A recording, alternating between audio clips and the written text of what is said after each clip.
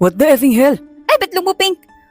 Malakas na napalundag si Alice nang may lumabas na lalaki sa pintuan sa loob ng kwarto at wala itong saplot sa katawan at nagpupunas ito ng buhok. Hindi alam ng dalaga kung anong gagawin kaya mabilis niyang tinakpan ang kaniyang mata ngunit may siwang pa rin kaya kitang-kita niya pa ang sandata ng lalaki. The hell? Turn around, you idiot! Singhal ng lalaki kaya mabilis na napasunod si Alice. Anong ginagawa mo sa kwarto ko? Napakagatlabi si Alice dahil namali yata siya nagpasok ng kwarto at nakakita pa siya ng sandata ni Magellan.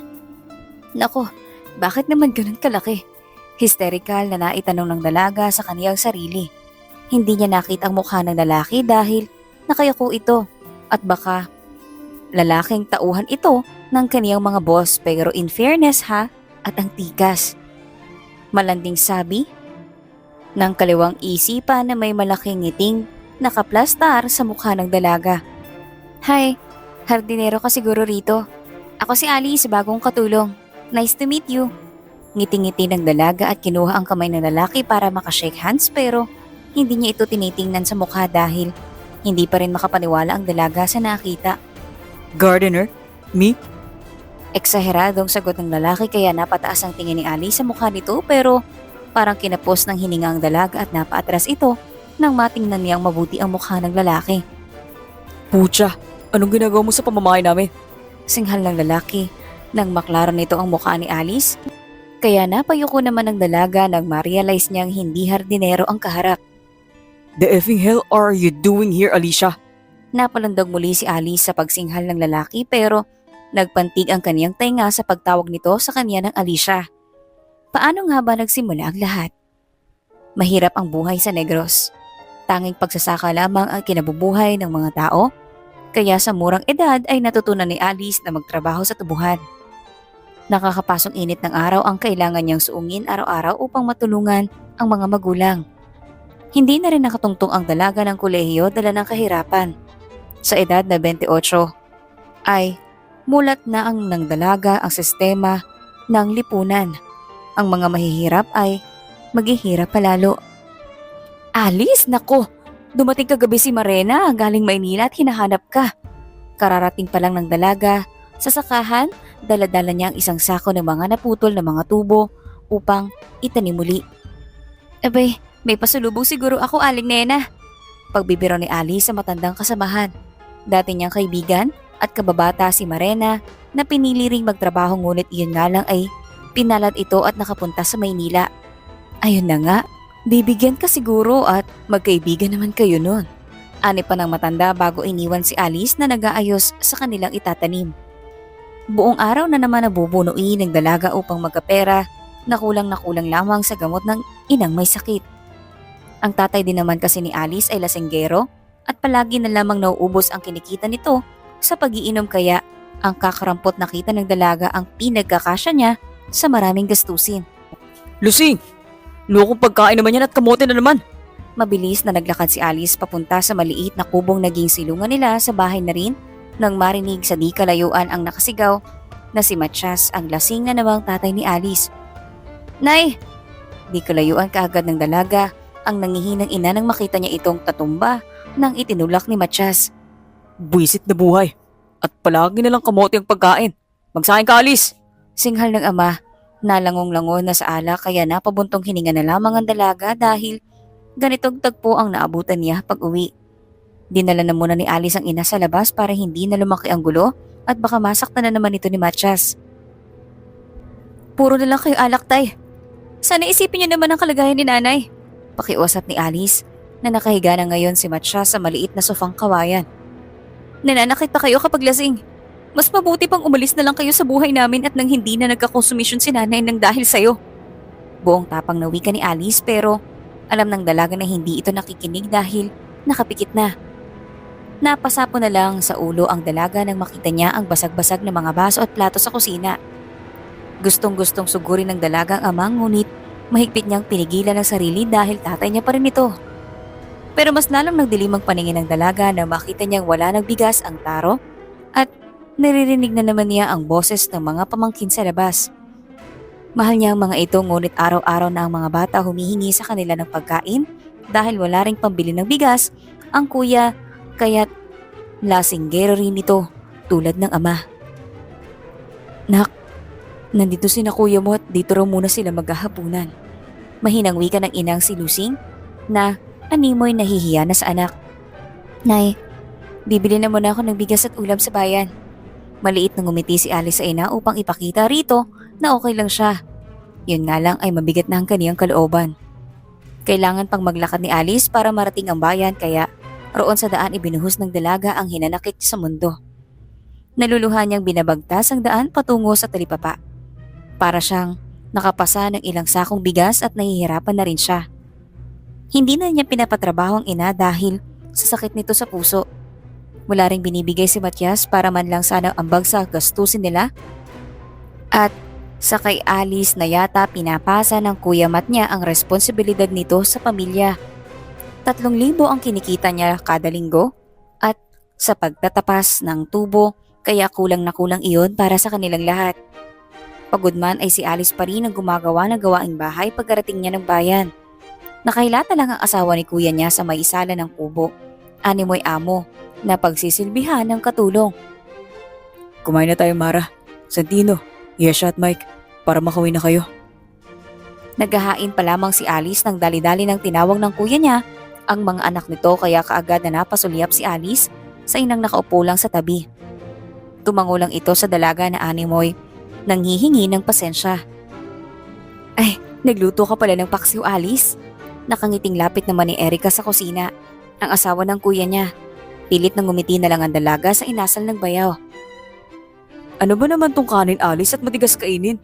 Reklamo ng kuya Mat niya pero hindi na lang pinansin ng dalaga. At inakay na ang ina sa lamesa para makakain na ito. Medyo kulang din sa asim tong paksiw, Alice. Komento pa ni Erica kaya napakagatlabi na lang ang dalaga upang hindi niya mabulalas ang mga masasakit na salita na gustong pakawalan ng kaniyang isipan. Oo nga pala, Nay. Bukas ay iiwanan muna namin ang 4 na bata rito at pupunta kami ni Matt sa kabilang bayan. Muling saad ni Erica kaya lihim na napataas ang kilay ni Alice. Wala siyang problema kung sa kanila man mananatili ang mga bata. E sa pagkakaalam ng dalaga ay birthday lang ang pupuntahan ng dalawa at hindi naman importante. May check up ko bukas si nanay sa sentro. Wika pa ng dalaga pero umalma kaagad ang mukha ng bayaw. Ano ba naman yan? Isang araw lang naman. Reklamo ng babaitang bisit. Parang hindi naman tayo magkapamilya. Dagdag pa nasabi nito kaya naikuyom ng dalaga ang dalawa niyang kamay na nasa ilalim ng mesa. Wala siyang sinasabi sa babae gayong malapit na siyang mapuno rito. Naghihirap na nga sila ay dagdag konsumisyon pa ang pamilya ng kuya niya. Wala siyang problema sa mga bata dahil pamangkin niya iyon ngunit kung sana lang ay maging responsable man lang sanang magulang ang kapatid niya. Wala sanang problema kung mayaman lang sila ngunit walang-wala talaga sila. Ano ba naman kung magtulungan sila, hindi ba? Wala ng kanin, nak?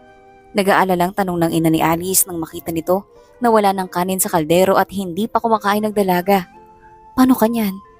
Maliit lang nang ngumiti si Alice sa ina at hinahaplos-haplos ang likuran nito. Hayaan mo, nanay. Busog pa naman ako basta kumain ka lang dyan para makainom na kayo ng gamot. Ang totoo niyan ay kanina pa siya gutom ngunit hinayaan na lang muna niya ang pamilya niya na tirhan na lamang siya ng kaunti ng ama para hindi na ito magalit. Niwalang salamat na narinig ang dalaga mula sa kuya at asawa nito bago man lang sana umuwi pero hindi naman umasa si Alice. Alice, pasensya ka na sa amin, ha? Alam ko naman na napapagod ka na. Mahinang wika ng ina nang umuwi na ang kapatid at nasa labas sila ng kubo at sumisimsim ng salabat habang nakatingin lamang sa madilim na kawalan. Kung kaya ko lamang baguhin ang buhay natin, anak, ay hindi ka sana nahihirapan ngayon. Nababasag boses na saan ng ina kaya naantig naman ang puso ng dalaga. Nay, para po sa inyo lahat ng ginagawa ko. Hayaan ninyo at umuwi raw si Ate Barena at tatanungin ko kung may bakante ba na sa pinagtatrabahuan niya para mapagamot na kita. Inakbayan ng dalaga ang ina dahil walang kaso ang pagsasakripisyo kung para ito sa ina. Maraming salamat, Alice, ha. Kung hindi siguro ikaw ang naging anak ko ay baka wala na ako rito sa mundo. Napakabusilak ng puso mo, anak. Madamdamin na wika ni Lusing at niyakap ang anak. Dumaan ang ilang linggo at lumala ang kondisyon ng ina ni Alice na si Lusing dala na rin ng hindi na naiinom ng ginang ang gamot nito dahil wala na silang sapat na pambili at Kapag naman humihingi sila sa klinik ng barangay ay tinatanggihan sila palagi hanggang sa napagdesisyon na ni Alice na umalis ng bayang kinalakihan at harapin ang hamon ng mundo sa Maynila. Nay, alagaan niyo ang sarili niyo rito ah. Huwag kayong magpapagod. At hayaan ninyong si Erica at kuyang gumawa sa bahay. Kabilin-bilin ng dalaga sa ina at iniwan kasi niya ito sa kapatid kapalit na rin nang siya ang bubuhay sa pamilya ng kuya niya. Huwag ka mag-alala kay Nanay Alice at kami na ang bahala.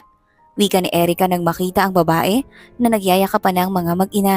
Ngunit alam ng dalaga sa puso niya na wala siyang tiwala sa bayaw dahil anak nga nito ay hindi maalagaan ng mabuti. Datapwat ay nag-aalala wala namang magagawa si Alice dahil kung iiwanan niya ang ina kasama si Matias ay paniguradong mas lalala ang sakit nito sa puso sa pinagagagawa ng tatay niya. Nagdadalawang isip man ng dalaga sa desisyon ay mahigpit niyang hinahawakan ng pag-asa na magiging sapat ang kita niya sa Maynila upang mapaoperahan ang ina at tuluyan na itong gumaling. Si Marena na kanyang kaibigan ang sinamahan niya. Sinabi ng babae na may naghahanap na katulong malapit sa bahay na pinagtatrabahuan nito at doon daw ipapasok si Alice. Alam ko kasi Day ay ang galing din ng mga Romero sa Negros at may mga lupain din doon. Paringgunado namang tatanggapin ka ng mga yun dahil kababayan natin. Pag-cheer ng kaibigan dahil wala pa talagang kasiguraduhan kung makakapasok nga ba siya ng trabaho. Kahit saan mo ako ipasok Day, okay lang basta magkaroon lang ako ng trabaho pagdating doon para kay nanay. Mahinang wika ni Alice habang nakatingin sa labas ng bus na kulay luntian hanggang sa unti-unti nang hindi nakikita ng kaniyang mata ang bayang kinalakihan at ang malalagong building na ang dumadaan sa kaniyang paningin. Ilang oras ang naging biyahe nila hanggang sa marating nila ang Maynila. Unang beses na nakatapak si Alice sa ganito kaingay na syudad. Puno ng mga iba't ibang sasakyan ng kalsada at mabibingi ka sa sigo-segundong busina at ang mga tao ay tila hindi mahulugang karayom at parang may iba't ibang mundo. Makikita mo ang pagkamangha sa mga mata ng dalaga, ngunit ang tibok ng kaniyang puso ay wari nagsasabi na natatakot ito sa hindi pamilyar na lugar. Ganito pala ang Maynila, Marena. Ang daming malalaking building. Buong pagkamanghang wika ni Alice dahil lumaki nga siya sa probinsya at tanging matatayog na puno lamang ang nakikita niya sa bukid. Marami oportunidad dito Alice, ngunit marami rin ang mga masasamang loob kaya mag-iingat ka ha. Tinapik ng kaibigan ang balikat ng dalaga bago sila sumakay doon sa malaking tren at ang mga tao'y nakapila pang naghihintay. Huwag kang papauto rito hanggang lumalabas ka. Nagkalat lamang dyan ang mga halang-ang kaluluwa. Bili ni Marena sa kaibigan na nagpatango lamang kay Alice kaya nang huminto ang tren sa estasyon at nang sumakay na sila ay nakangiti lamang si Alice. Kamangmangan man kung pakinggan ngunit hindi masisisi ng dalaga ang sarili sapagkat unang beses niyang nakalabas ng Negros at tunay nga namang nakakamangha ang Maynila. Ngunit may kung anong parte sa kanyang puso ang biglang nakami sa Negros siguro'y ganito talaga ang pakiramdam kapag napapalayo sa lugar na iyong nakasanayan at sa iyong pamilya na para siyang maiiyak na may halong saya at kaba. Halo-halong emosyon nga siguro itong nararamdaman niya. Nandito na tayo Alice. Mahinang wika ni Marena nang makita niyang nakatulog ang kaibigan. Dito tayo? Tiningnan kaagad ng dalaga ang labas ng sinasakyan nila pero tanging malalaking bahay ang bumungad sa kaniyang paningin. Oo, bumaba na tayo at dadalhin ko pa itong mga dala ko sa bahay ng amo ko bago kita dalhin sa mga Romero. Saad ng kaibigan ng dalaga at mabilis nilang nilisan ang sinasakyan. Ganito ba ang bahay ng mga mayayaman? Kay gaganda at engrandeng tingnan sa labas lalo na siguro ang loob nito. Buong pagkamangha na sabi ng isipan ni Alice. Saan ba bandang bahay ng pinagtatrabahuan mo, Rena? Curious na tanong ni Alice at sinuyod ng tingin ang mga bahay na nakahilera sa kaniyang harapan. Ayan, yung puti sa may dulo. Turo ng babae sa kasinundan kaagad iyon ng dalaga. Maganda ang bahay, malaki rin. Ang sarap sigurong tumira sa ganoon kakomportable na bahay at buhay.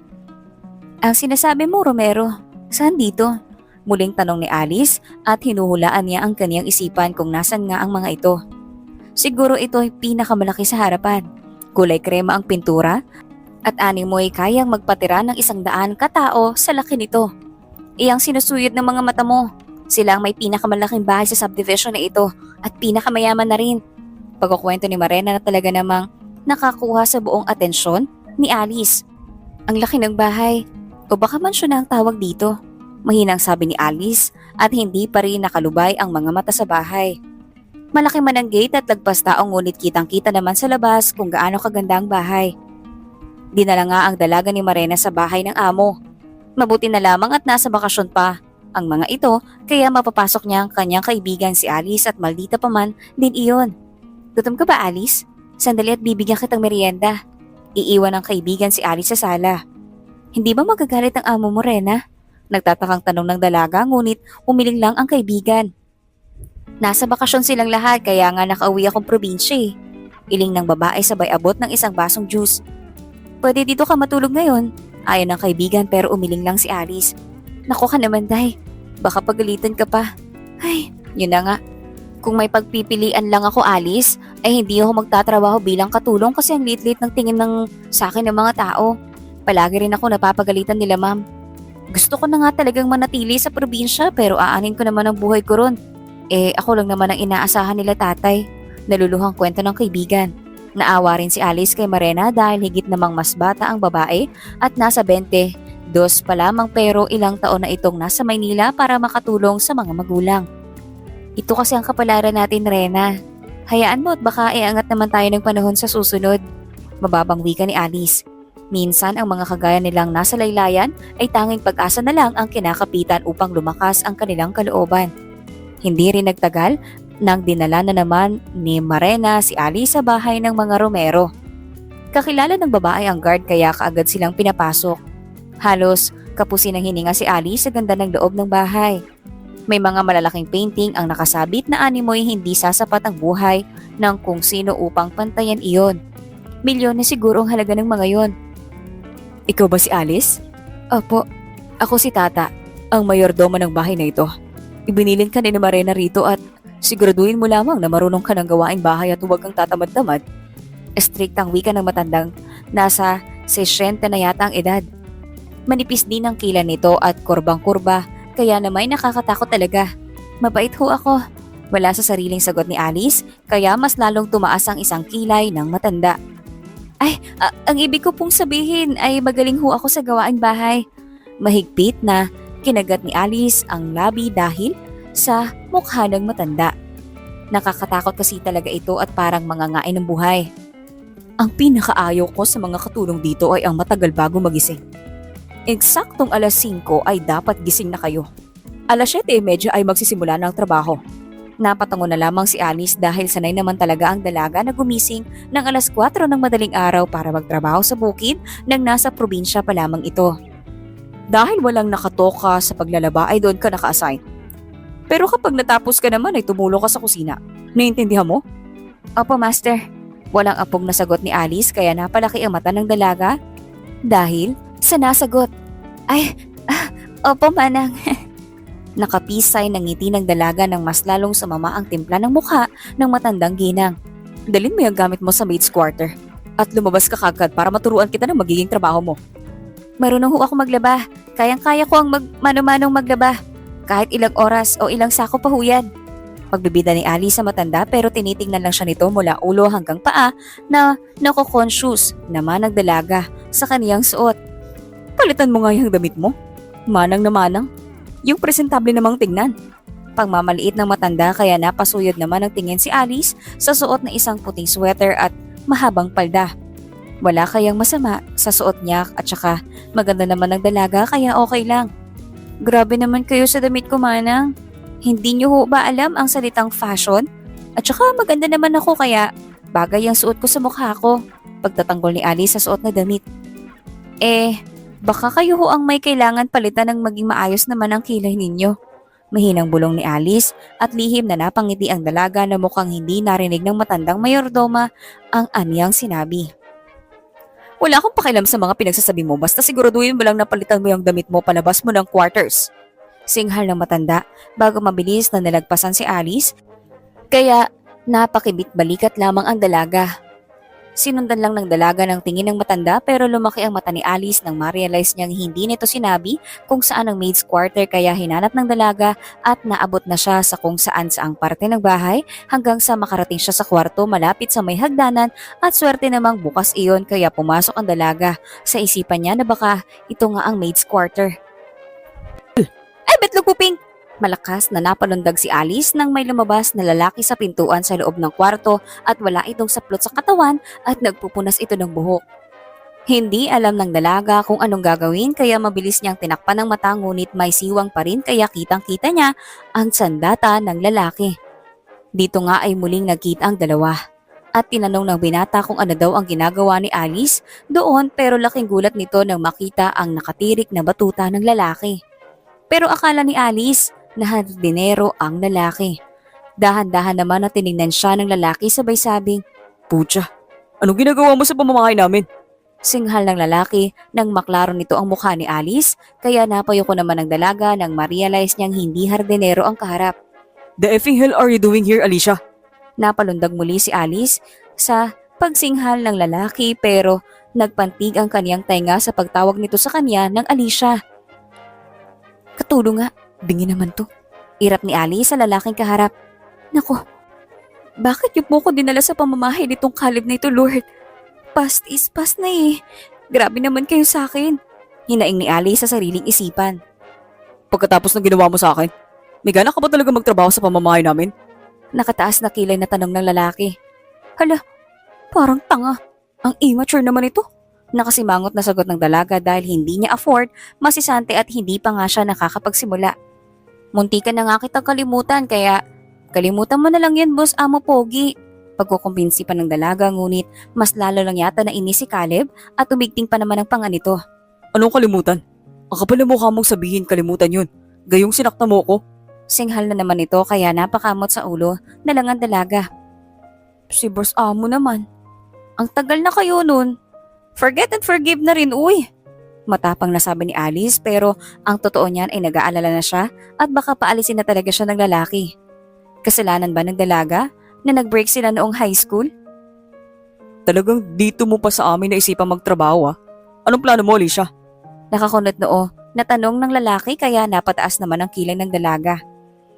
FYI lang hubos amo at hindi ko alam na rito kayo nakatira. Malay ko bang anak ka pala ng mga Romero? Trabaho lang, walang personalan. Naiiling na wika ni Alice at mabilis na kinuha ang bag na bayong na nalapag niya sa sahig. Bye sir, see you around. Mwah! Nag-flying kiss pa talaga ang dalaga at dali-daling umatras palabas. Alicia! Mabilis na tumakbo si Alice. Alicia kayo ng Alicia. Alice ang pangalan ko eh. Hiniinis na wika ng dalaga at malakas itong napabuntong hininga nang makasalubong niya si Manang kilay sa may sala. Nakataas na naman ang maninipis nitong kilay. May sayad ka ba sa utak, Ining? Kanina pa kita hinahanap sa maid's quarter at kung saan-saan ka naman sumusuot. Napangisi na lang si Alice ng hilaw dahil mali nga naman talaga niya. Pero grabe naman si Manang kilay at tinawag pa siyang may sayad sa utak. Manang kilay naman kasi, dapat itinuro niyo sa akin kagad ang maid's quarter. Ayan, at nakakita pa ng birhen kong mga matang hilaw na malaking talong.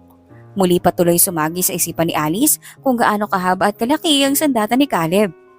Anong manang kilay? Singhal ng matanda kaya malakas na natampal ni Alice ang sarili. Joke lang. Samahan niyo na lang po kasi ako para hindi ako mawala. Yakag ng dalaga sa matanda. Wala naman itong sinabi at basta namang umalis kaya sumunod na rito si Alice at baka ibang talong na naman ang makita niya kapag ibang kwarto pa ang napasok niya.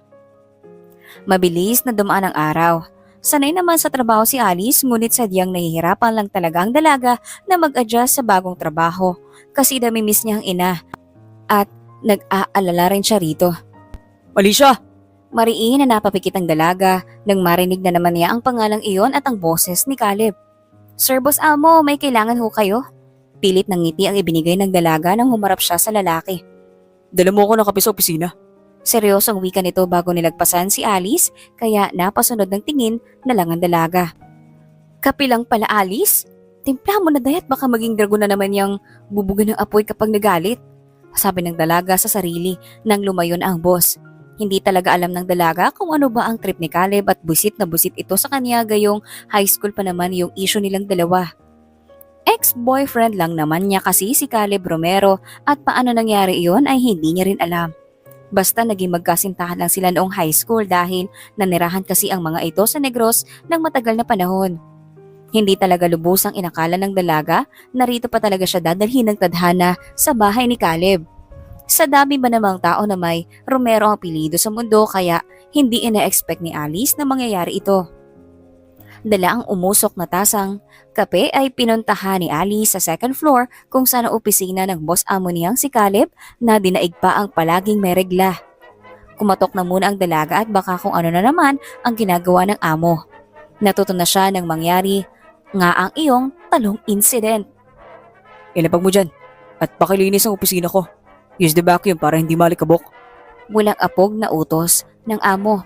Ay sir boss amo, tatawagin ko na po muna si ate Marilyn dahil siya ang nakatoka ngayon sa paglilinis at maglalaba pa ako. Nakangiti pa rin na sagot ng dalaga kahit pa nakakasalubong ang kilay ng lalaking kaharap nito. Gusto ko ikaw mulinis. Ayusin mo kung ayaw mong sisantayin kita. Mahigpit na lamang talagang pinigilan ni Alice ang masagot ng lalaki dahil araw-araw na siya nitong binubwisit. Parang ewan ng gago. Mahinang bulong ni Alice pero tumikim si Caleb kaya napa-sign of the cross ang dalaga at mukhang narinig pa ng lalaki ang sinabi niya. May sinasabi ka ba, Alicia? Alice kasi. Alice ang pangalan ko. Alicia ka ng Alicia. Hindi ka pa ba nakaka-move on sa ganda ko? Proud na ibinida ng dalaga ang mukha sa harapan ng amo pero naiiling lang ng kumunot ang noon ni Caleb. Hindi iconic ang ganda mo eh. Kapal ng apog. Walang modong sagot ni Caleb. With the manang outfit? Palda na abot talampakan? Loose shirt? Talagang magandang tingin mo sa sarili mo? Sarkastiko na nakapaskil sa mukha ni Caleb ang ngisi kaya naiinis na dinuro ni Alice ang lalaking amo. Wow! May komento ka na ngayon sa suot ko samantalang nung high school puring-puri mo ko sa pagiging manang ko ah. Nakangising sagot ng dalaga na ngayon ay ikinaseryoso naman ang mukha ng kausap. May pa, you are looking gorgeous me amor ka pa nga nun eh. Sus! Nailing na natawa si Alice. Ewan ko ba? At bakit sa'yo pa ako naligaw noon? Wala ka namang taste. Natawa na lang ang dalaga dahil hindi naman aminin ni Caleb ay alam niyang nahulog talaga ito sa charm niya noong high school. First relationship kaya nila ang isa't isa at aaminin ni Alice na talagang nasaktan siya noong naghiwalay sila ng lalaki dahil na rin sa kadahilan ng lupa siya at langit si Caleb. Umalis din ang lalaki matapos ng high school sa Negros at hindi na siya muling nakabalita tungkol dito hanggang sa mapadpad nga si Alice ng Maynila at muling nakita ang first love. Sadyang ang laki ng ipinagbago ni Caleb. Payat pa noon ang lalaki ngunit gwapo na rin naman pero ngayon ay tila isa na itong modelo sa ibang bansa dahil sa tikas ng katawan. Simula noon ay hindi na uli pumasok sa relasyon si Alice kahit naman may mga binatang nag-aalok ng pag-ibig at kasal. Pinagkakaguluhan ako nung high school eh. Nakikigulo ka pa nga. Proud na wika ni Alice at talaga namang kasing maganda ang dalaga noong araw. Sadyang mas lalo lang umitim ang balat niya simula nang magtrabaho ang dalaga sa sakahan at mabilad sa init ng araw. Pinagsisisihan kong bagay na yun. Seryosong wika ni Caleb, kaya napangisi at natahimik na lamang si Alice. Tama nga naman kasi ang lalaki. Malaking pagkakamali nito nang umibig sa dalaga dahil hindi naman sila bagay sa isa't isa. Pero aminin mo, iniyakan mo ang ganda ko. Mahinang wika ni Alice sa gilid habang naglilinis. You bewitched me. Ani Caleb, bewitched mo mukha mo sir. Never ako nagayuman ng tao no? Singhal ni Alice at muli nang nakafocus sa ginagawa. Halos isang oras din na naglilinis ang dalaga sa opisina ni Caleb at utos ito ng utos ng kung ano-ano na kamuntikan ng masuntok ni Alice sa sobrang buwisit niya sa lalaki. Pagkatapos mo dyan, kunin mo ang mga labahan mo sa kwarto at umalis na. Naalibadbaran ako sa mukha mo. Pagtataboy ni Caleb kay Alice. Hindi alam ng lalaki kung paano nakarating ng Maynila ang ex-nobya niyang taga-probinsya ngunit hindi gusto ng binata kung gaano kabilis ang tibok ng kaniyang puso sa tuwing nakikitang nakangiti o tumatawa si Alicia. Ang pet name niya sa ex. Tisin mo ganda ko. Everyday mo kaya ako makikita. Swerte mo naman sa bagay na yun sir boss amo. Pogi. Kindat ni Alice kay Caleb na nakasimangot na. Jejemon. Naiiling na wika ni Caleb pero sa loob-loob ng binata ay natatawa siyang nakikita ang mukha ni Alice. Pero minahal mo naman dati. Pakli ng dalaga at binilata ng amo. Pinagsisisihan ko nga. Hirap ni Caleb. Sus, aminin mo kasi sir na kahit man ang outfit ang sinusuot ko ay nakikita mo pa rin sa mga mata mo ang paghanga sa ganda ko. Nilapitan ng dalaga ang lalaki kaya gulat itong napaatras. Oso ko. Singhal nito pero natawa ang dalaga. Asang-asa ka nga nun eh. Kindat ni Alice. Noon yun. Pass is pass. At saka nagbabago ang gusto ng tao. Ayaw ko na ngayon sa mga morena at manang. Walang gatol na wika ni Caleb. Papahirapan talaga kita boss amo kapag nanligaw ka ulit. Ira pabalik ng dalaga. Hindi na yun mangyayari. Singhal na sabi ni Caleb kaya napangisi si Alice. Ay, hindi mo no, sa ganda kong ito. Tapos, araw-araw mo pa ako makikita. Naku, kabahan ka na sir. Nananakot na sabi ng dalaga kaya mahigpit na napailing si Caleb. Naiinis man si Alice sa dami ng utos ng Caleb na yon ay walang nagawa ang dalaga kung hindi sundin ito at ito ngang kaniyang amo. Pumunta na naman siya sa kwarto ng lalaki at mabilis na dumaan ang kahiyang-hiyang ginawa niya at ang malaking talong ni Caleb Romero. Ang daming kalat, naku naman. Anong klaseng nilalang bang nakatira sa kwarto na to? Basura roon, basura rito. Naiinis na sabi ni Ali sa kaniyang sarili habang pinupulot isa-isa ang damit ng lalaki. Pero napatigil sa ginagawang dalaga nang mahagip niya ang brief ng lalaki na kasabit sa CR nito. Nako, ang sagwa-sagwa naman ng taong nitong si Caleb. Kayaman-yaman, hindi naman marunong maglaban ng underwear at kung saan-saan lang sinasabit. Mga ilang piraso rin kasi ang naroon sa loob ng banyo na animoy ilang linggo nang naghihintay ng lalabas sa kanya. Grabe ang amo ninyo no? Kausap ng dalaga sa hawak-hawak na underwear ng amo. Kay laki ng sandatang rurumi ng brief. Eskandalos ang wika ni Alice. Mabuti na lang talaga at wala ang lalaki dahil kapag narinig ang dalaga ay paniguradong bubuga na naman ito ng apoy. Naglaban na nga ang dalaga at gabi na nang matapos siya at ramdam na niya ang pagod kaya nagpunta na muna siya sa kusina para kumuha ng pagkain. Mabuti na nga lang, mababait ang mga Romero. Hindi kabilang si Caleb ha? Kasi tinuturing din ng mga kasambahan nila na kapamilya at libre lamang ang kumukuha sina Alice ng pagkain sa ref ng mga ito katulad lamang ngayon. Ay, sa wakas nakakain na rin. Malakas na napabuntong hininga si Alice dahil kanina pa siyang tanghalian nagugutom pero hindi naman maiwan-iwan ng dalaga ang trabaho. Why are you eating in my seat? Napasinghap at hawak ni Alice sa dibdib dahil sa gulat. Ito naman, wala man lang hi o hello. Galit ka agad? Inano ka ba? Nainis na tumayo ang dalaga sa upuan at basta na lang lumipat sa kabila. Bakit ngayon ka na kumain? Kanina pa naghahapunan sila manang ah. O baka naman pangalawang beses mo na yan kaya nakapatay ang ilaw dito sa kusina. Nakataas na kilay na tanong ni Caleb. Kaya pala mabilis maubos ang stock namin dito sa bahay. Kasi napakalakas mo kumain. Sabi nito na parang malaki ang nagawang kasalanan ni Alice kaya mabilis na inubos ng dalaga ang kinakain at basta na lang tinalikuran si Caleb. Baka may papagawa po kayo sir. Gusto niyo rin kumain o kape? Walang ganang tanong ni Alice sa amo dahil ang totoo niyan ay napagod talaga ang dalaga sa buong araw na trabaho at wala na siyang energy para makipag-usap pa sa lalaki. Gusto ko matapang na kape. Tapos dali mo ulit sa opisina. Bukod sa kape at ganda ko, may iba ka pa bang gusto? Proud na tanong ng dalaga kaya napaubo naman si Caleb. Kakaibang babae nga naman si Alicia. Talagang nasingit pa ang pagiging maganda nito sa usapan. Kape lang matapang. Yung kaya ko ipaglaban. Seryosong sagot ng lalaki na nagpahagakak naman kay Alice. Wow! May galit kayo sa akin, sir? Ang sama ng tingin ah. Sarkastikong tanong ni Alice dahil ang sama-sama ng tingin sa kanya ni Caleb. Kasalanan ba ng dalaga na hindi niya kayang ipaglaban noon ng binata dahil sa antas ng buhay nito? Wala naman. Gusto ko lang sana i-peace of mind. Pero nakita na naman kita rito. Naiiling na muling sabi ng lalaki. Kung gusto niyo ng peace of mind, panghabang buhay sir, ay asawahin niyo ko. Isang titig mo pa lang sa mukha ko, kapayapaan agad ang dulot ko sa buhay mo. Banat ni Alice, pero bahagya lang natawa ang lalaki at umiling. Okay ka lang? Baka gusto mong gamot. Sarkastikong usal ng lalaki, kaya napairap na lang si Alice. Walang sense of humor. Huwag mong kalimutan ng kape ko, Alicia. Make sure na matapang ah. Panigurado na muling sabi ni Caleb. at tinabik ang balikat ng dalaga bago ito nilagpasan.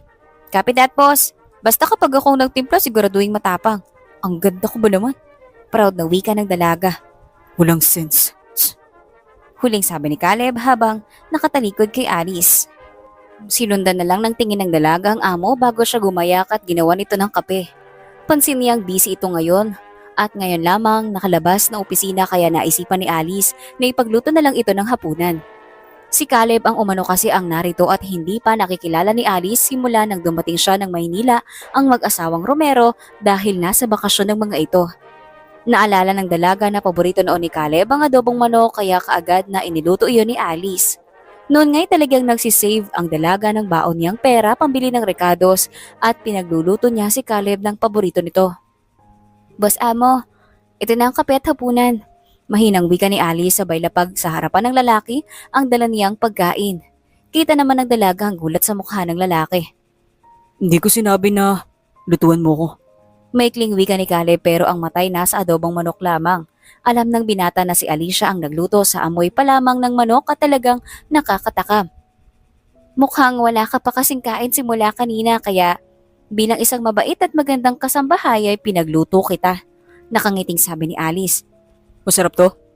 Tanong ni Caleb habang nakatingin sa adobong manok na nasa harapan. Naalala niya tuloy ang nakaraan nila ni Alicia. Kasi noon, ito ang niluluto ng dalaga sa tuwing naliligo sila sa ilog o di kaya'y pupunta sila sa bukid at mangangabayo at magpipiknik. Mabilis na umiling-iling ang binata para mawaglit ang alaalang iyon sa kaniyang isipan. Masarap po talaga yan pero mas masarap ako. Hindi pa man nakasubo ng isang kutsara si Caleb ay nabilaukan na lang ang binata dahil sa sinabi ni Alicia. Tss! Iyon na lamang ang nasabi ni Caleb at mabilis na tinikman ang luto ng dalaga. Wala pa rin ngang nagbabago kasing sarap pa rin ito ng dati. Thank you. I appreciate it, Alicia. Napangiti na rin si Caleb dahil sa tagal ng panahon ay muli niyang natitikman ang specialty ni Alice na madalas niluluto ng dalaga nang sila pa. Anong I appreciate it ang sinasabi mo? Maniningil ako dyan. Aba, akala mo nakalimutan ko na ilang daan din ang ginagastos ko noon para lang ipagluto ka? Malakas na wika ni Alice kaya napahinto na lang ng kain si Caleb at napatitig sa dalaga. Mabuti na lang talaga at dinala ko ng tadhana rito. Masisingil na rin kita sa wakas. Matamis na ngumiti si Alice sa amo. Pass is pass. Pag-ibigan nakalimutan. Utang pa kaya? Walang gatol na sagot ni Caleb kaya napakamot ng ulo si Alice.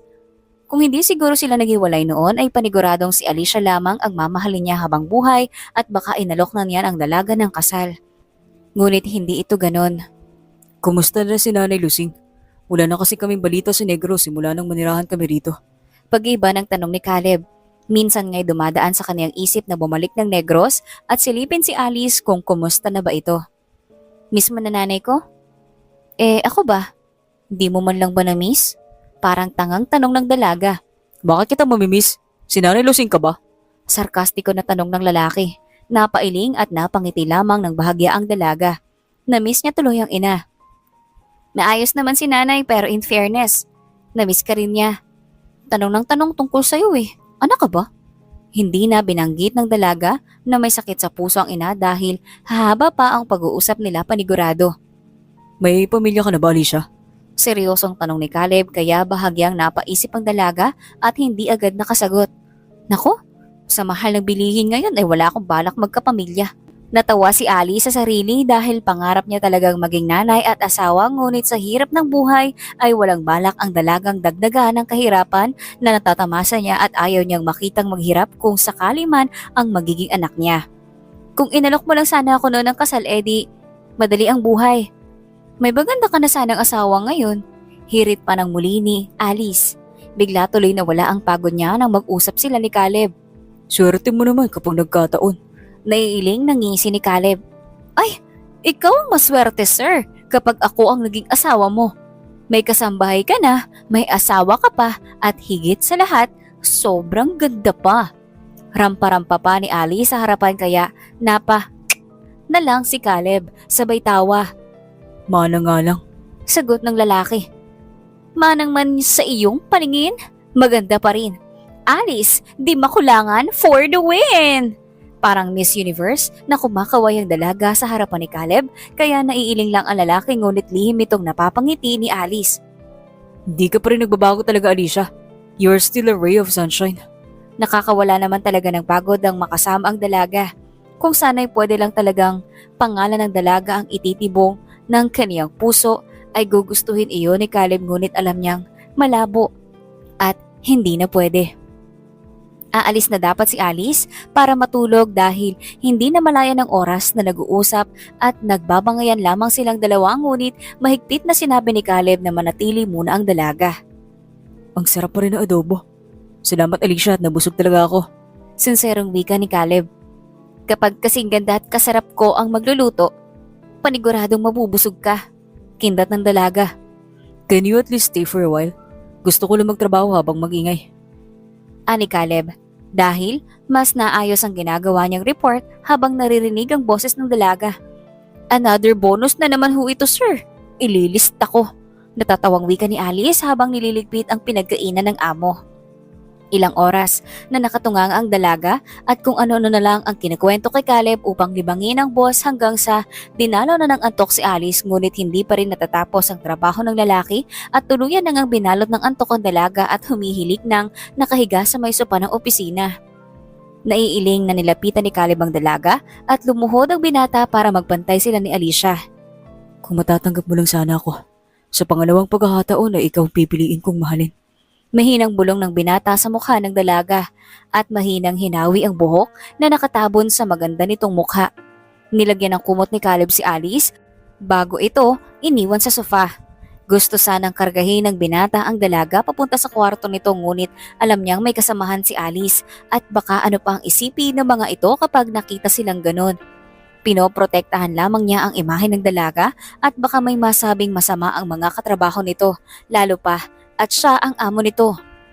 Wala pang liwanag at pasado 12:30 pa nang maggising ang dalaga sa sofa ng opisina ni Caleb kaya dali-daling lumabas si Alicia at baka ma-issue pa siya ng mga kasamahan pero napalundag sa gulat ng dalaga nang papasok pa lamang siya sa maid's quarter nang tumikhim ng malakas si Manang Tata. Manang! Nakita kitang kalalabas lamang sa opisina ni Sir Caleb, Alice. Kay bago-bago mo lamang sa pamamahay na ito at talagang may lakas ka ng loob para mag-ahas ng amo.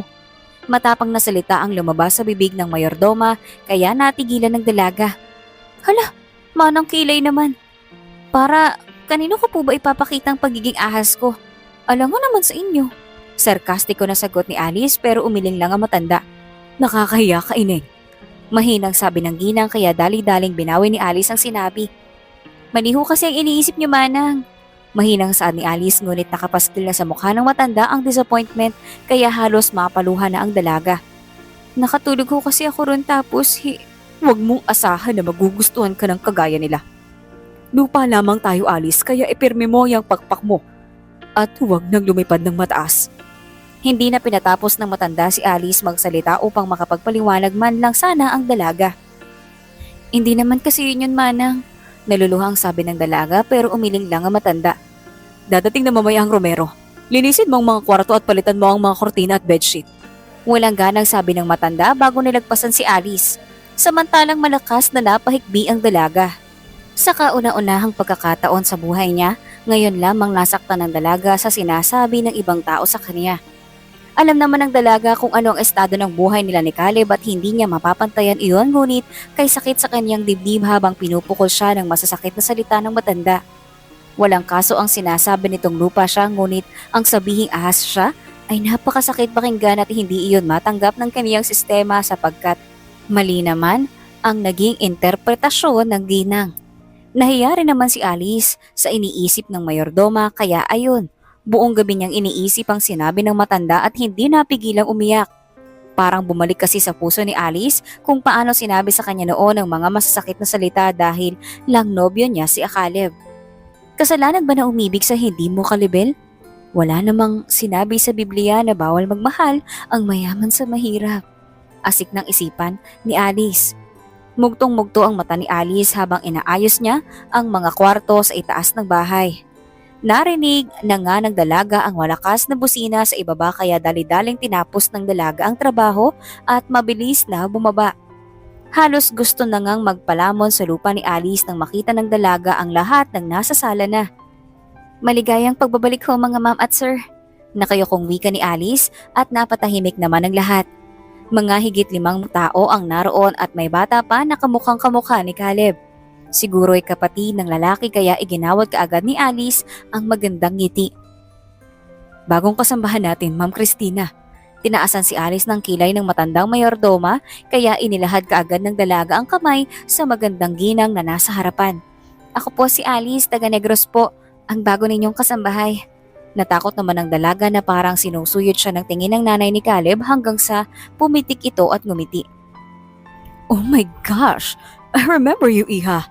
Nakangiti na sabi ni Ma'am Christina kaya napalunok sa takot si Alice but baka may nagawa na naman siyang masama o di kaya'y nasumbong na siya ni Manang Kilay at sisisantihin na siya ng ginang. Alicia! Lumaki ang mata ng dalaga nang masayang masaya siyang niyakap ng ginang. She was Kuya Caleb's ex? Malakas na sigaw ng binatang katabi ni Caleb na mukhang kapatid din ng lalaki. Daddy's ex? Is that means Dada has no days with women before? Nakabusangot na tanong ng batang nasa 5 years old na yata. She honestly looks like from the Jurassic era. Komenta ng batang lalaki na suot ni Alice at para pa itong nandiri. Nagpabaling-baling ang tingin ni Alice dahil hindi niya alam ang gagawin. Hindi niya kailanman nakilala ang pamilya ni Caleb noon kaya paano siya nakilala ngayon. Pero mas nagulat yata si Manang Kilay dahil literal na lumaki talaga ang mata ng matanda. Don't talk like that, Calixto. Saway ni Caleb sa bata ngunit doon lang na-realize ni Alice ang tawag ng bata kay Caleb. Daddy, ibig ba nung sabihin ay anak ito ng lalaki? Glad that you are working with us, Iha. Paglalahad ng kamay ng lalaki nasa mid-50s yata at sa tindig at itsura nito ay mukhang ito ang tatay ni Caleb. I am Dylan, the patriarch. Nakangiti nitong sabi. Masaya ako na makilala ka namin, Iha. Noon lang ay nasa picture ka lamang sa cellphone nitong si Caleb. Nakangiti pa ring wika ng ginang, kaya hindi alam ni Alice ang dapat niyang maging reaksyon. Ma, huwag niyo nang ibunyag. Nangyari na yun. Naiiling na sabi ni Caleb na mukhang nahihiya dahil pumula ang pisngi ng lalaki. I even remember na nasa wallet ni Kuya ang picture niya. Muling sabat ng wika ng kapatid ni Caleb kaya tinapunan nito ng kapatid ng masamang tingin na ikinatawa lamang nito. Shut up, stupido. Sita ni Caleb pero natutuksong umiling lamang ang kapatid. He even cried when you two broke up. Nagsubong pa yata sa akin yan noon. Baritonong sabi ng tatay ni Caleb kaya bumulaghak ang tawa ng buong pamilya samantalang hindi alam ni Alice kung tatawa ba siya o mahihiya at magtatago sa lahat. Dad, kamot-kamot ni Caleb sa ulo nito.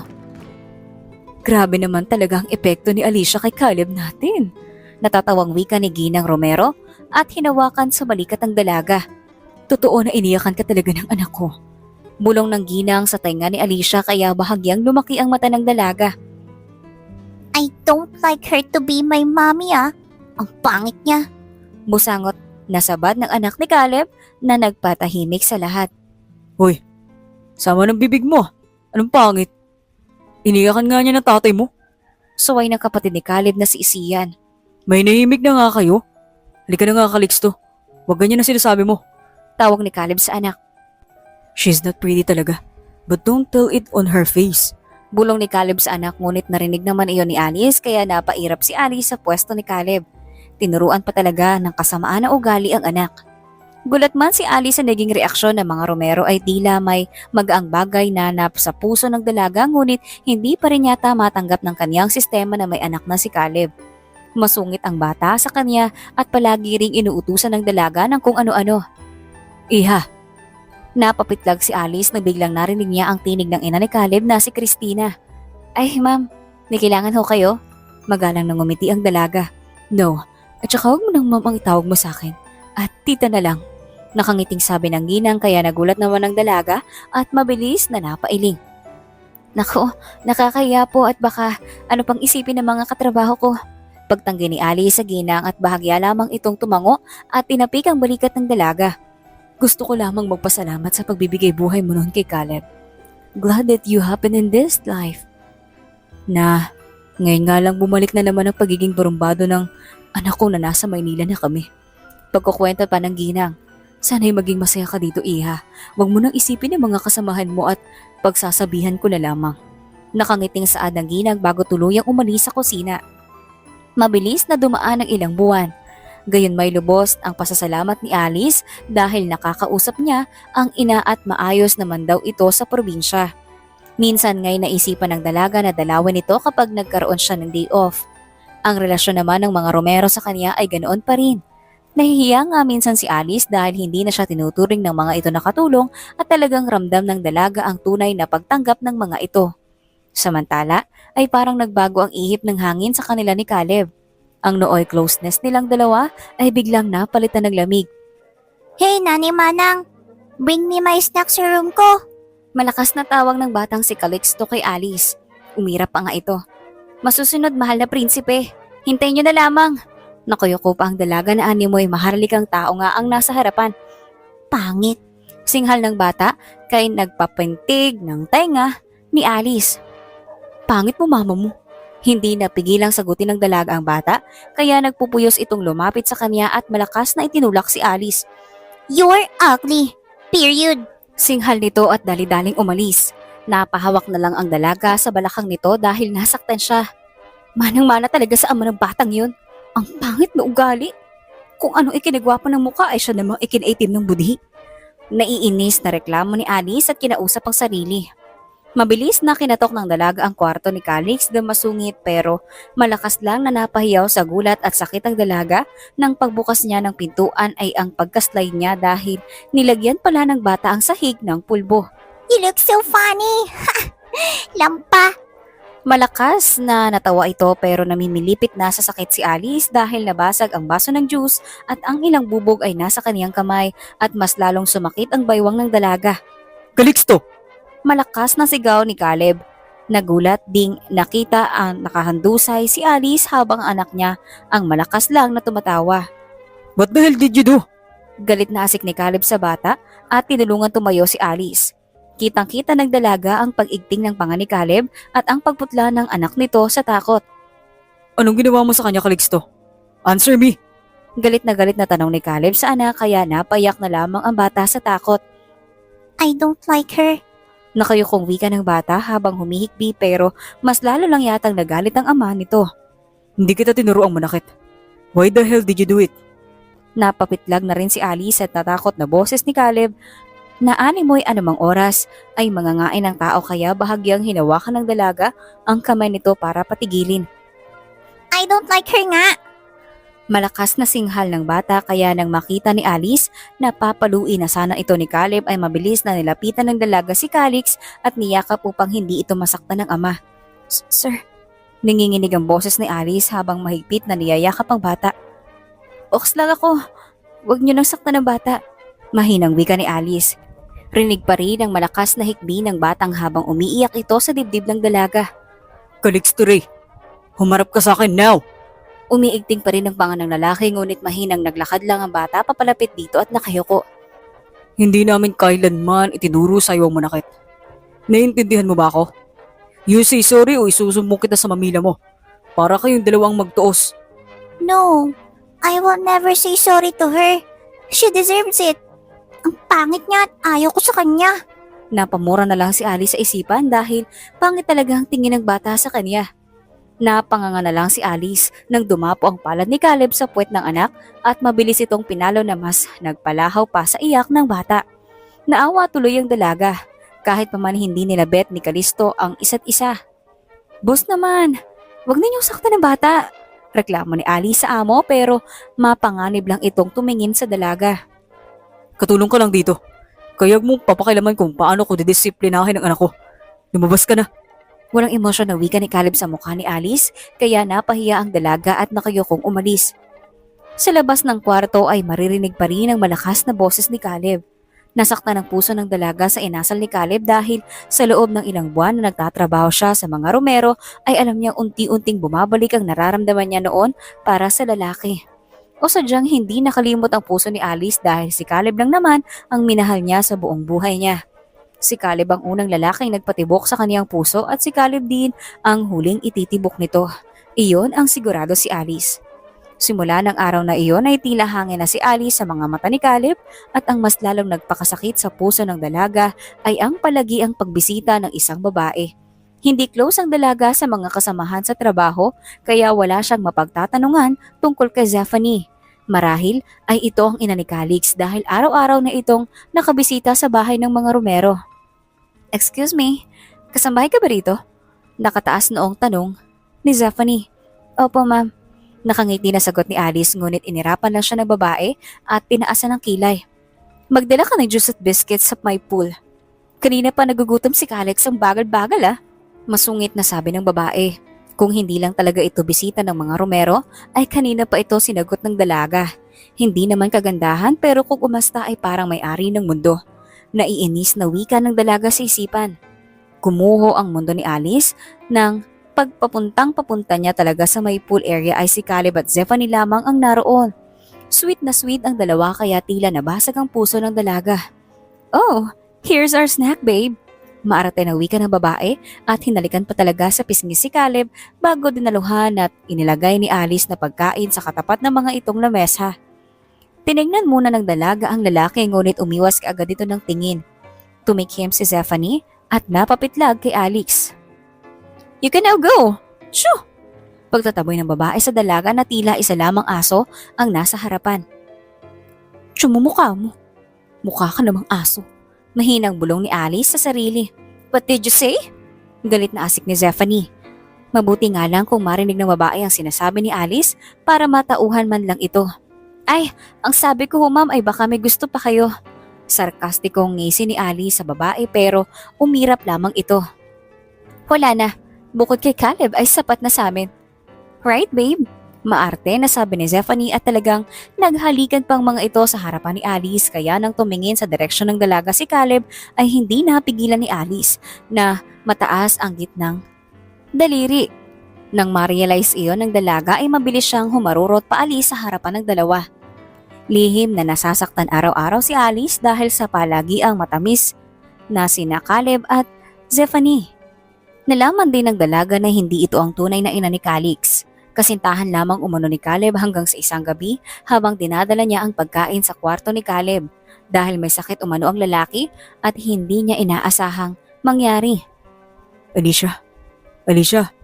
Natigilan si Ali sa pagbukas ng pintuan ng kwarto ay narinig niya ang pangalang binabanggit ni Caleb. Natutulog ang lalaki kaya marahang hinawakan ng dalaga ang noo ng lalaki at sobrang init nito. "Sir boss." "Sir." Pagising ni Ali sa lalaki ngunit umulang ang isinagot nito. "Alicia, stay." Ungol na wika ng lalaki at mariing hinawakan ng pulsuhan ng dalaga kaya napaupo si Ali sa may kama. "Sir, mataas ang lagnat ninyo. Uminom na muna kayo ng gamot." Muling wika ng dalaga parang gisingin ng among ngunit gumalaw lang ito at niyakap ang baywang ng dalaga kaya bahagyang napaatras si Alice. "Namiss kita sobra." Hindi alam ni Alice kung ano ang gagawin. Itutulak niya ba ang lalaki o ano? Malakas ang naging dagundong ng puso ng dalaga na animoy ilang baltonahe ng kuryente ang dumadaloy sa kaniyang katawan. Ngayon, dahil sa braso ni Caleb na nasa kaniyang baywang. "Caleb naman, bakit ka naman ganyan kapag may lagnat?" Nahihirap ang wika ni Alice sa natutulog na lalaki. "Nung isang araw lang, sweet-sweet niyo ni Zephanie na mukhang aso tapos lumalandi ka sa akin ngayon." "Huwag kang ganyan, sir. Napapatol ako sa may lagnat ah." Parang baliw na sabi ni Alice kahit hindi naman siya naririnig ng kausap. Ilang minutong gano'n ang posisyon nilang dalawa hanggang sa unti-unting gumalaw ang lalaki at tuluyan na itong nagising. "Anong ginagawa mo rito?" Paos na tanong ng binata ngunit nang ma-realize nito na nasa baywang ng dalaga ang mga braso ay tila nanlamig ito at mabilis na lumayo. "May lagnat ako. Anong ginagawa mo at baka mawaan ka pa?" Nakakunot ang noo ni Caleb. Ang init ng hininga ng binata at ang pagsakit ng kanyang ulo ay tila nakalma habang nakatitig siya sa mukha ni Alice. Ang payapang mukha ni Alice. "Dinalang kita ng sopas at gamot. Halika na, kumain ka na muna bago ka matulog." Mahinahong saad ni Alice. "Wala akong lakas. Subuhan mo ko." Masungit na sabi ng lalaki. Napatikim naman si Alice at lihim na napangiti. "Wow, hanep. Parang baby lang ah." Komento ni Alice pero umungot lang ang lalaki. "Opo, susubuan ko kayo at huwag kayo magalit." Mahinahong sagot ng dalaga. Leave after I eat. Huwag ka na rin munang bumalik sa kwarto ko. Baka ikaw naman ang magkasakit. Mahihimigan mo ang concern sa boses ni Caleb pero bahagya lang na umiling si Alice. Ay, hindi yun pwede boss amo dahil kailangan kong i-monitor ang kalagayan ninyo. Huwag na matigas ang ulo mo, Alicia. Ilagay mo na lang mamaya ang pagkain ko sa labas ng pintuan at ako na ang kukuha. Paos na wika ng lalaki na tila nahihirapan pa kaya dali-dali namang pinainom ng dalaga ito ng tubig. Sir, mas malakas pa ang resistensya ko sa kalabaw kaya huwag kayong mag-alala. Paniguradong sagot ng dalaga kaya wala nang nagawa si Caleb kung hindi ay hayaan na lamang si Alice. Walang lagnat ang makakatibag sa ganda ko, bulong ni Alice. Oras-oras na chinecheck ng dalaga ang init ni Caleb hanggang sa dinalaw na rin ng antok si Alicia at nakatulog na sa may upuan habang binabantayan ng amo. Samantalang nagising naman si Caleb bandang 1:00 ng gabi at laking gulat ng lalaki na nakapulupot na ang maliit na braso ng anak sa kanya at nasa gilid naman si Alice at tulog na tulog ang dalawa. Hey, Kinalabit ni Caleb ang dalaga dahil mukhang nangangalay na ito sa pwesto nitong nakaupo lang habang nasa kama ang ulo. gising, Alicia. Lumipat ka na rito sa kama. Mahinang wika ng lalaki at baka magising pa ang anak. Nagising nga si Alice at nakita ng dalaga na nasa kama ni Caleb ang anak nito pero mabilis na napatayo ang dalaga at sinapo ang noo ng lalaki para malaman kung mainit pa nga ba ito at napabuntong hininga si Alice dahil wala na ang init ng amo. Mabuti naman at hindi ka na mainit. Baka gutom ka. Kukuhanan na muna kita ng pagkain. Sunod-sunod na sabi ni Alice pero hinawakan lang siya ni Caleb sa balikat habang nakapungay ang mga mata. Hindi na. Matulog ka na ulit. Okay na ako. Nakangiting saad ni Caleb at tila na-hypnotismo si Alice sa mga titig ng lalaki kaya walang nagawa ang dalaga kung hindi sumunod sa lalaki. Hindi na muling dinalaw si Caleb ng antok kung gayon ay nakatitig na lamang ang lalaki sa 2 taong natutulog sa kaniyang tabi. Ramdam na ramdam ng lalaki kung gaano kabilis ang pagpintig ng kaniyang puso. Kung pwede lang hilingin ni Caleb na sana ay si Alice na lang ang ina ni Calix, kung posible lang sana. Hindi na malaya ng lalaki na tumulo na pala ang luha sa kaniyang mga mata dahil sa tagal ng panahon na lihim na minimithi ng kaniyang puso na muling makita ang dalagang tanging iniibig niya, simula pa lamang ay muling nakita ni Caleb sa loob ng 10 taon si Alice. Si Calix ang naging buhay ni Caleb, ang anak niya, ang dahilan kung bakit tila gusto pa ng lalaki na mabuhay ng matagal sa mundo upang makasama at makita pa niya ang paglaki ni Caleb. Ngunit nang dumating si Alice sa bahay nila ay parang nagkaroon ng pag-asa ang kaniyang puso. Ang pangalan na ng babae ang itinitibok nito. Nagising si Alice sa kwarto ni Caleb kaya mabilis na papabangon sana ang dalaga dahil baka makita na naman siya ni Manang Tata at kung ano na naman ang sasabihin ng kilay ng ginang na hindi pantay pero na-realize ni Alice na may nakapulupot sa kanya na braso. Hindi iyon kay Caleb dahil wala na ang lalaki sa kwarto, ngunit sa anak nitong tigre kapag gising tapos ang amo-amo ng mukha na parang tuta kapag tulog. Pinagmasdang mabuti ni Alice ang mukha ng bata at kamukhang-kamukha nga ito ni Caleb. Walang duda, anak nga ang batang ito ng lalaking unang iniibig ni Alice. Magkaugali rin ang mag-ama pero ang ipinagtataka lang ng dalaga kung bakit hindi magkasama ang mga magulang ng bata dahil kung siya lang ang nanay ni Calix ay malamang sa malamang ipaglalaban niya ng patayan ng anak, huwag lamang itong malayo sa kanya. Ngunit iba-iba nga naman ang mga nanay. Ani pa nga ng isipan ni Alice habang hinahaplos-haplos niya ang braso ng bata dahil kapag ito ay nagigising mamaya magiging tigre na naman ito sa dalaga. Pangit. Mabilis na kinuha ng dalaga ang kamay sa braso ng bata at unti-unti nitong binubuka ang mata. Where's Daddy? Masungit na naman itong tanong. Ay, mukha ba akong tanungan ng mga nawawalan ng ama? Wala sa isip ni Alice na sumagot sa anak ni Caleb na kaagad namang nagpausok ng ilong ng bata. Ang sama na nga ng face mo, masama pa ugali mo. Walang habas na sabi ng bata habang napakagat sa labi na lang talaga si Alice. Ang sakit mo magsalita, Calix ah. Nakakasama yan sa kagandahan ko. Saway ng dalaga sa bata pero umirap lang ito at tumayo. Ano bang like sa'yo ni Daddy? You're not even as pretty like Mommy Zephanie. Wika muli ng bata kaya napahawak sa dibdib si Alice tapos umakting na tila nasasaktan. Pretty like Mommy Zephanie? Mukha nga yung aso tapos yung kumakakapit sa daddy mo ay parang linta. Naiinis na bulong na sagot ni Alice. I don't like you. Walang gatol na sabi ni Calix. Ay nakong bata. Palagi nga nitong sinasabi na hindi siya gusto pero parang nararamdaman ni Alice na magkakasundo rin sila ng bulilit na ito. Pumunas-punas naman si Alice sa mata na parang naiiyak kaya nakita ng dalaga na tila natigilan ng bata at pinakiramdaman siyang mabuti. Okay, fine. Be my mommy then. Nahihiyang sabi ni Calix at mabilis na nilihis ang tingin kay Alice na panganga naman ng dalaga sa sinabi ng bata. We, gusto mo talaga ako maging nanay? O baka naman kaya mo ko gusto maging mami dahil maganda ako? Paniniguradong tanong ng dalaga na nagpakunot ng noo ng bata. Naku Caleb, kalib na kalib ang arangkada ng batang ito talaga. Don't talk nonsense. Gusto mo ba ako maging anak o hindi? Nagulat naman si Alice dahil sa tanong ng bata. Ilang taon ka na ba?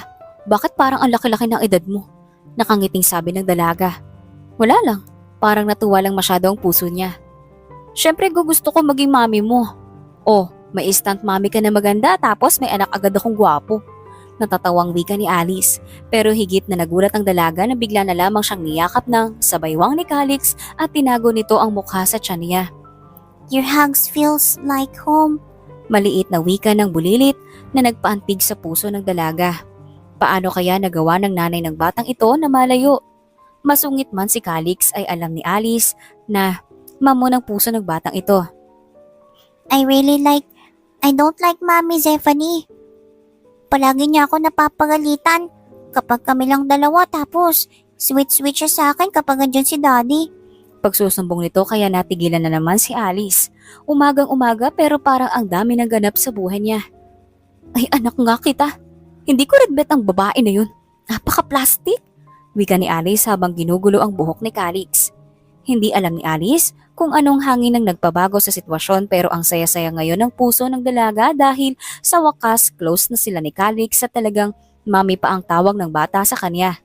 Doon lamang na-realize ni Alice na napaka-sweet pala talaga ni Calix. Very softy ang bata. I saw you cry when Daddy kisses Tita Zephanie. Mahinang wika ni Calix nang nasa kusina silang dalawa at nagbe-breakfast ang bata. Nako, napa-sign of the cross si Alice at pabaling-baling ng tingin sa likuran at baka may makarinig pa sa sinabi ng bata. Bakit tita na lang? Akala ko ba Mami Zephanie mo yun? Tanong muna ng dalaga. That was before. Mas gusto ko ikaw ang mami ko. Ang sarap mo kasi gumawa ng breakfast at adobo eh. Wika ng bata habang masaganang kumain. Ay, iba rin. Parang ginagamit mo lang ako ah. Sarcastic na sagot ni Alice. No. I really like you from the start. Sinusungitan lang kita to test ang patience nyo sa akin. But you still care nung pinagalitan ako ni Daddy. Tapos I feel pain when I saw cry. Mahinang sabi ni Calix kaya hindi mapigilan ni Alice na tumulo ang luha niya sa sinabi ng anak. Mahal mo po ba ang daddy ko? Ha? Noutal na sagot ng dalaga. Mamila told me na umiiyak lang daw ang person kapag na-feel nilang ang pain ng mga mahal nila and nafe-feel nila ang pain kapag masaya ang mahal nila sa iba.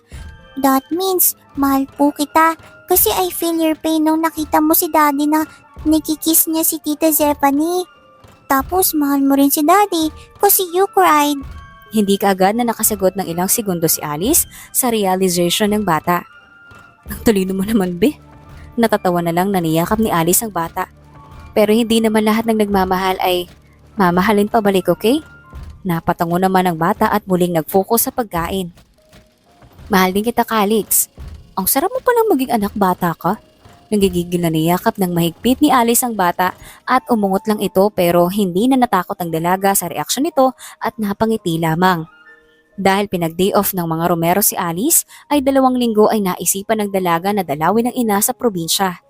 Umiyak pa nga si Calix. Akala siguro nito ay aalis na ang dalaga pero pinaliwanagan naman niya ang bata na babalik siya. Babalik talaga ang dalaga para kay Calix kahit huwag na silang magkatuluyan ni Caleb basta sa kanya ang bata.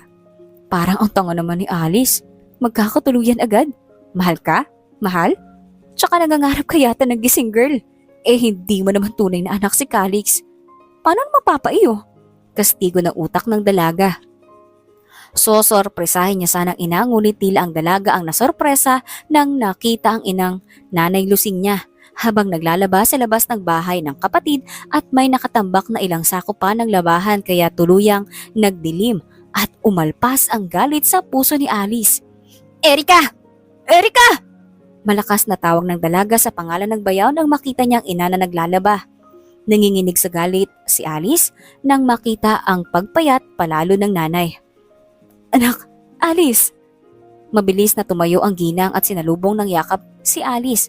Umuwi ka. Kita ang galak sa mukha ng ginang ngunit napapaluhan na lang ang dalaga sa kalagayan ng ina. Nasaan ang Erika na yan ay? Galit na asik ni Alice at basta na lang pinasok ang bahay ng kapatid na si Matt. Erika! Hayop ka talagang babae ka? Nakita ng dalaga ang babae sa loob ng kwarto na natutulog lang. Malakas na hinawakan ni Alice ang natutulog na babae kaya napabalikwas ito. Malakas na sampal kaagad ang dumapo sa pisngi ng babae. Putsa ka? Ang usapan natin ay aalagaan yung nanay ko. Kapalit ng pera ipapadala ko sa inyo buwan-buwan. Bakit mo pinaglalaba? Bobo ka ba? Dinuro ni Alice ang babae. Anong problema mo? Parang pinaglalaba lang, galit na galit ka na. Hindi naman nakakamatay ang paglalaba ah. Sarkastiko pa nitong sagot ngunit tuluyan ang nagdilim ang paningin ni Alice kaya malakas na sinabunutan ng dalaga ang bayaw. Pinipigilan ni Lusing si Alice ngunit nilamon na ng galit ang dalaga kaya wala nang nagawa ang ginang kung hindi ang umiyak na lang. Bobo ka talagang babae ka. Bawal nga pagtrabahuin. Bawal ng mga mabibigat na bagay tapos ikaw tulog-tulog lang? Buhay prinsesa ka? Sarkastiko na umiyak si Alice. Lahat ng pagsasakripisyo niya sa Maynila ay para sa ina.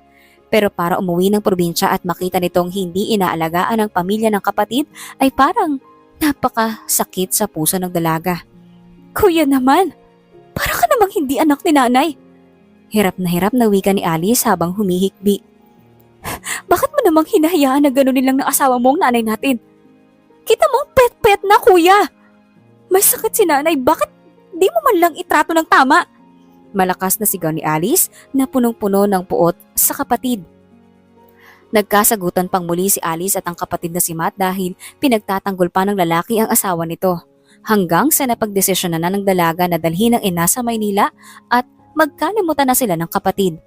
Hinayaan na rin ng dalaga na maiwan ang ama sa poder ng kapatid, total naman ay pare-pareho ang mga utak nito. Alice, anak, paano ang tatay mo? Umiiyak na tanong ni Lusing pero mariing umiling-iling lang ang dalaga.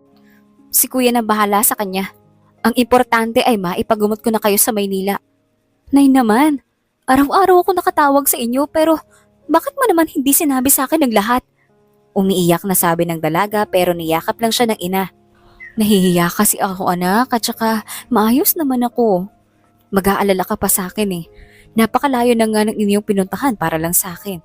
Mahinang wika ng ina kaya mabilis na niyakap ito ng dalaga habang lumuluha.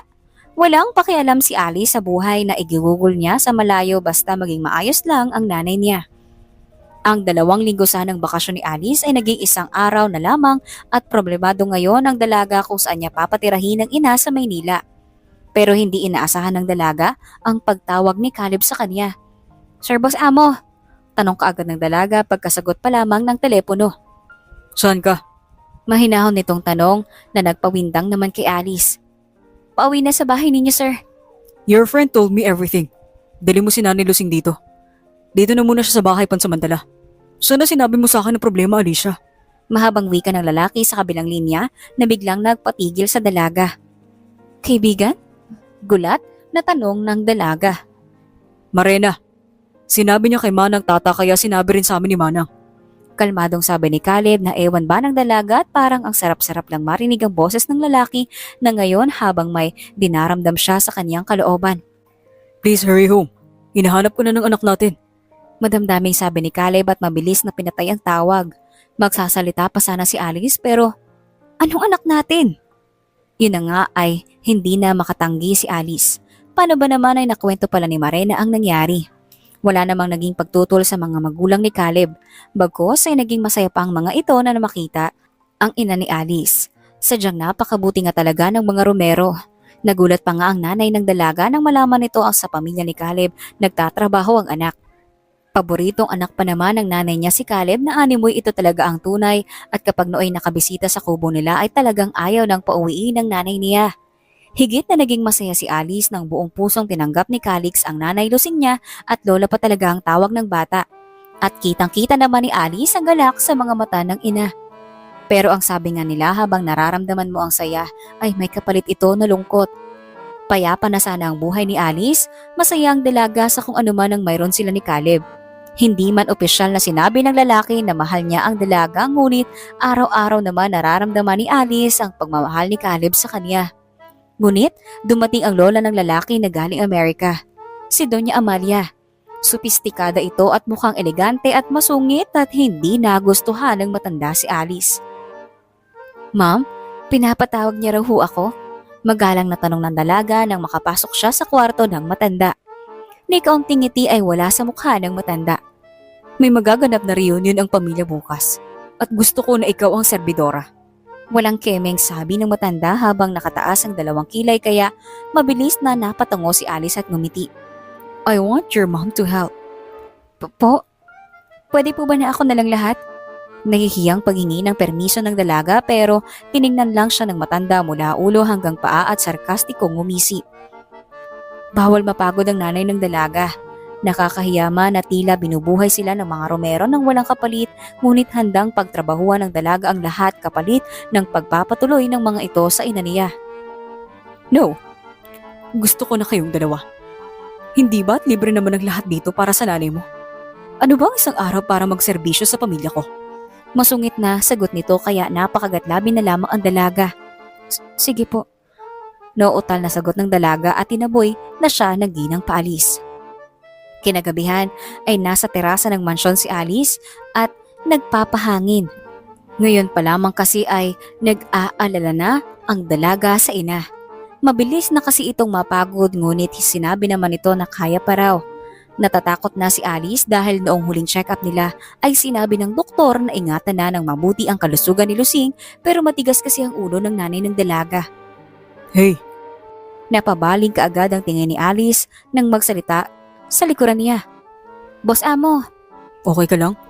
Nakita kitang lumabas sa kwarto ni Lola kanina at mukhang masama ang timpla ng mukha mo." Mahabang wika ni Caleb kaya napasulyap ng tingin si Alice rito. May dalangang shot glass ang lalaki at paminsan-minsang sumisimsim ng alak. "Okay lang. Ang mga katulad kong magaganda dapat lang na okay lang palagi." Nakangiting saad ng lalaga. Lumapit si Caleb kay Alice at basta na lang inakbayan ng dalaga. "Gorgeous woman like you gets problem too." Seryosong sabi ng lalaki kaya mahinang napatawa ang dalaga. "Mamobola ka na ngayon, sir. Change business na kayo?" Siko pa ng dalaga sa tagiliran ng lalaki. "Alam mo ba na ilang beses ko nung hiniling na sana bumalik ka? Nang nagiwalay tayo ay parang nagiba ang mundo ko. Tapos dumating si Calix. Umayos. Pero alam ng puso ko na ikaw pa rin, Alicia." Buong pusong wika ni Caleb na hindi naman nasagot ng dalaga. "Huwag niyo na akong paasahin, sir. Parang pango." Natatawang sabi ni Alice pero papaiyak na ang dalaga. "Yung reunion bukas. Hindi talaga reunion. Ang alam ko ay bukas nila ipapaalam sa lahat na ikakasal ako kay Zeph."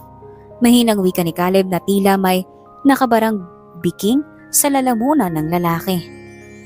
Dumating nga sa buhay niya ulit si Alice pero kailangan ng kumpanya nilang maisalba at tanging mga Arellano lang ang makakatulong sa kanila. Tuluyan ang nahulog ang mga luha kanina na pinipigilan na ni Alice. "Ganon talaga, boss," mahinang sagot ng dalaga. "Kung mayaman lang kami ay ako na sana ang tutulong sa inyo." Humihigbi na ngayong saan ni Alice. Parang tanga. Inamin na eh. Posible na magkabalikan eh. Panira talaga ang Zephanie na yun. "Ikaw lang mahal ko, Alicia. Maaaring bata pa tayo noon ngunit alam ko. Alam ng puso ko na ikaw lang. Mahal kita noon. Mahal pa rin kita ngayon." Basag na boses na sabi ni Caleb at hinalikan ng tuktok ng ulo ng dalaga kaya pinalupot ni Alicia ang mga braso niya sa lalaki. "Mahal kita, Caleb. Mahal na mahal." Umiiyak na wika ni Alice habang mahigpit na niyayakap ng dalaga. Wow! Sa ikalawang pagkakataon, paghihiwalayin na naman sila ng tadhana dahil na naman sa pera. "Kasi kung may pera lang ako, aagawin kita kay Zephanie na yan." "Aba, Dapat tayo lang sa dulo, no? Umiiyak si Alice buong gabi. Putsang inang buhay. Okay na sana eh. Pwede na tapos hindi na naman pala. Nakakatanga lang. Gusto tuloy magalit ng dalaga sa tadhana kung bakit ginaganito siya palagi. Kinabukasan ay bangag ang dalaga. Maagang-maaga nga silang lahat nagising para maghanda na. Gabi pa ang event pero parang ubos na ang enerhiya ni Alice para sa buong araw. Mabilis na lumipas ang mga oras hanggang sa hindi na namalayan ng dalaga na nilamon na ng dilim ang buong paligid at unti-unti nang dumarating ang mga bisita. Ang yayaman ng mga tindig. Samantalang utos naman ng utos ang lola ni Caleb kay Alice at kay Lusing. Nag-aalala na nga ang dalaga sa ina. Ladies and gentlemen, may I get your attention please? Nakangiti na sabi ng lola ng lalaki sa harapan. I'd like to inform everyone kung para saan ba talaga ang party na ito. Natahimik naman ang lahat, kasama na si Alice. Tumingin pa nga sa direksyon ng dalaga si Calix na may malungkot na mga mata. Umiyak nga rin kagabi ang bata nang malaman nito ang mangyayari ngayon. Una sa lahat ay nagpapasalamat ako sa pagpunta ngayon sa nasabing imbitasyon. Kababalik ko lamang ng Pilipinas ngunit sinalubong kaagad ako ng maganda at masamang balita. Pero ngayong gabi ay magpo-focus lamang tayo sa maganda. Nakangiti ng wika ng matanda sa microphone. Gusto sanang itaas ni Alice ang kamay nang sinabi nitong mag-focus lang umano sa maganda. My grandson here, Caleb Romero. Come here, iho. Pagtawag pa nito kaya mahinang naglakad si Caleb papunta sa harapan. Pero ang mga mata ng lalaki ay kaagad na nakatutok kay Alice. He will be marrying the only daughter of the Arellanos, Zephanie Arellano. Humiyaw at nagpalakpakan ng mga taong naroon pero humihiyaw naman sa sakit ang puso ni Alice. Eleganteng naglakad si Zephanie sa harapan ay siya namang naramdaman ni Alice ang kamay ng ina sa braso ng dalaga. Kaya mo pa ba? Baka gusto mo nang umalis na tayo anak. Babalik tayo ng probinsya tapos mamumuhay tayo ng payak doon. Suwestyon ng ina na basag din ng boses. Ilang minuto ang naging announcement sa harapan, ngunit sa loob ng ilang minuto na yon ay ang pagkawasak ng puso ni Alice. Naluluhang nakatitig lang ang dalaga sa harapan. Habang nagsasayaw si Caleb at Zephanie, ewan ba ni Alice kung bakit ayaw umalis ng mga paa niya. Alam ng dalaga na nakatitig ngayon sa kanya ang pamilya ni Caleb at ang mga kasamahan sa trabaho ngunit sa araw na ito ay walang pakialam si Alice. Ang alam ng niya ay nabasag ng husto ang kaniyang puso. Ilang minuto ang tiniis ni Alice habang nakatayo at nakatitig sa lalaking mahal niya at sa babaeng papakasalan nito. Patalikod na sana ang dalaga at babalik na sa loob ng kusina nang bigla na lamang may humablot sa braso niya kaya nagulat siya nang mukha ni Caleb ang sumalubong. Malungkot iyon at nagsusumamo. Alam ko aalis ka. Kaya ayoko nang sayangin ang buhay ko, Alicia. Ayoko nang sayangin ang mga taon na bubuin ko na naman ang sarili ko sa pagkawala mo. I don't care about everything now. Wala na akong pakialam sa pera, sa kumpanya. Gusto ko na makasama ka. Yung habang buhay sana. Umiiyak sabi ni Caleb. Nagsingha pa naman ang mga taong naroon at isa na roon ang donya na lola ng lalaki. Biglang lumuhod si Caleb at ipinakita ang singsing kaya nanginig ang mga labi ni Alice sa pagkikbi. Will you marry me, Alicia? Gusto ko na hindi pa kita niligawan ulit pero may habang buhay naman tayong dalawa para araw-araw ko yung gawin. Pakasalan mo na ang anak ko. Kung hindi, itatakwil ko yan. Malakas na sigaw ng ama ni Caleb habang may ngiti sa mga labi. Marry my daddy, mommy. Ayaw ko na siyang maging daddy kapag hindi ka magiging mommy ko. Umiiyak na sabi ni Calix. Pakasalan mo na ang kuya ko, ate. Ako na lang ang magsasagip sa kumpanya namin.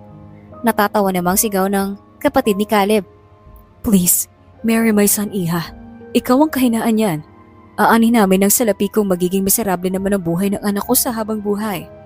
You go. Marry each other. Deserve niyong dalawang isa't isa. Madamdaming saad ng ina ni Caleb na si Christina habang punong-puno ng luha ang mga mata nito at niyayakap ng asawa. Walang pakialam si Alice. Selfish man pakinggan ngunit alam ng dalaga na magiging masaya sila sa isa't isa. Oo, papakasal ako sa iyo, Caleb. Sabi nga ni tita, deserve natin ng isa't isa kaya deserve na deserve mo ang ganda ko. Umiiyak na inilahad ni Alice ang kamay para roon ay ilagay ang singsing. Mahal ni Caleb si Alice at ang isa't isa. Maaari man na pinaghiwalay sila ng minsan ng tadhana, ngunit ang sabi nga nila, if you are meant to be, then it will be. Dumaan ang mga taon at sa tulong ni Caleb ay nakatapos ng kurso si Alice. Tumutulong na ngayon ang babae sa negosyo ng pamilya. Tuluyan na ring naoperahan si Lusing at gumiling. At masaya na ang pamilya ni Caleb, mayroon na silang 3 anak. Si Calix ang panganay at ang kambal na sina Cleo at Alicia.